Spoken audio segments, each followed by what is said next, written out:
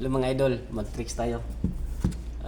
Medyo mahaba-habang proseso nito mga idol. Medyo bilis-bilisan lang natin. Tingnan nyo muna yung mga baraha. No? Kumpleto yan ha. Okay, ngayon, pili lang tayo ng isang baraha na madaling matandaan. Okay? Isang baraha lang mga idol.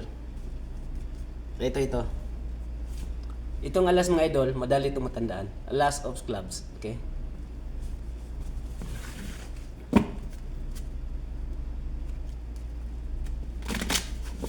Tandaan natin mga idol. Tandaan natin na itong alas of clubs ang hanapin natin mamaya. Okay? Lagay natin dito sa taas. Okay? Na nasa sa taas, ilagay natin dito sa walang laman na box. Walang laman na box.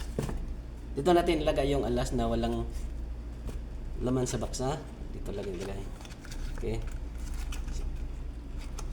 Nasa loob na ang alas. Okay? Ngayon mga idol, balasahin natin maigi. Okay?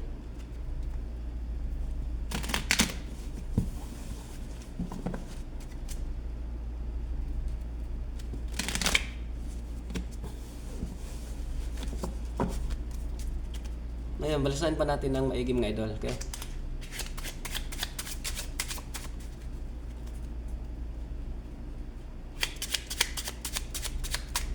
Ngayon, i-cut natin. Ngayon mga idol, tingnan na natin kung anong laman nito talaga. Buksan natin kung anong laman. Naging G's diamond mga idol. 10 of diamond. At hanapin natin yung alas mga idol. Okay? Hanapin natin yung alas of clubs. Okay?